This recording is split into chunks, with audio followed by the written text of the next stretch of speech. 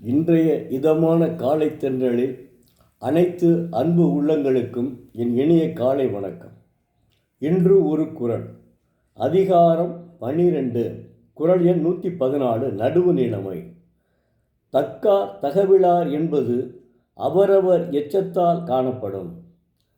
அதாவது தெய்வப்புலவர் திருவள்ளுவர் நடுவு நிலைமை உள்ளவர்கள் அல்லது இல்லாதவர்கள் என்பதனை அவர்களுக்கு பின் எஞ்சி நிற்கும் நன்மை அல்லது தீமைகளில் இருந்து தெரிந்து கொள்ளலாம் என்கிறார். இல்வாழ்வான் போற்றக்கூடிய பண்புகளுள் ஒன்றாக நடுவு நிலைமை அமைந்துள்ளது. நடுவு நிலைமை உள்ளவன் அடக்கமாக இருப்பான், ஒழுக்கமாக இருப்பான், பிறர்மனை நோவான், பொறுமையும் பொறாமையும் இன்றி நல்லவனாக வாழ்வான், அயற்பொருள் விரும்பாமை, புறங்கூறாமை, இப்படி எல்லா குணங்களும் உள்ளவன்தான் நடுவு நிலைமை உடையவன் ஆகிறான். ஆனால் அதை எப்படி தெரிந்து கொள்ளலாம் என்றால், நடுவு நிலைமை உள்ளவன் தன்னுடைய காலத்திற்கு பின் அவன் நன்மை செய்தானா அவன் நடுவு நிலைமை நன்மை செய்தவன் என்றால் அவன் நடுவு நிலைமை உள்ளவன், தீமை செய்தவன் என்றால் அவன் நடுவு நிலைமை இல்லாதவன் என்பதனை அவனுக்கு பின் எஞ்சி நிற்கும் அந்த நன்மை தீமைகளிலிருந்து தெரிந்து கொள்ளலாம்.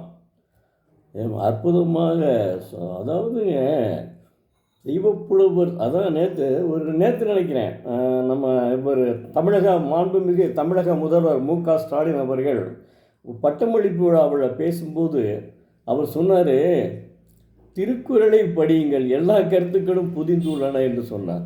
ஆனால் அவர் இன்னொன்றையும் சொன்னார், அதுக்காக மற்ற புத்தகங்களையெல்லாம் தற்சமயம் நீங்கள் படிக்க வேண்டிய அவசியம் இல்லை என்று. உண்மை.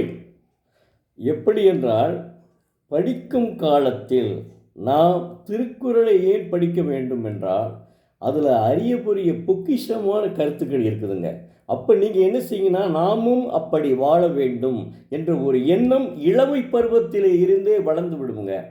அதாவது இளமை பருவத்தில் இருந்தால், நம்ம இளமை பருவத்தில் நாம் படித்து விட்டால் நிச்சயமாக இது பள்ளிக்கூடத்துலேயும் உண்டு. அவங்க சொல்கிறது நம்மளுக்கு அவ்வளோ சரியாக அந்த நேரத்தில் நான் படிக்க மாட்டோம். படிக்கிறதுக்காக என்ன செய்வோம்னா, அவசரம் படிச்சுட்டு மனப்பாடம் பண்ணி படிச்சுட்டு இது பண்ணிடுவோம். நீங்கள் தனியாக அந்த புத்தகத்தை தினமும் ஒரு குறள் படித்தால் நிச்சயம் வாழ்வில் நீங்கள் ஆரம்ப காலத்தில் இருந்தே நல்ல பழக்கங்களை கற்றுக்கொள்ளலாம். அப்படி கற்றுக்கொண்டால் நீங்கள் நல்லபடியாக வாழலாம்.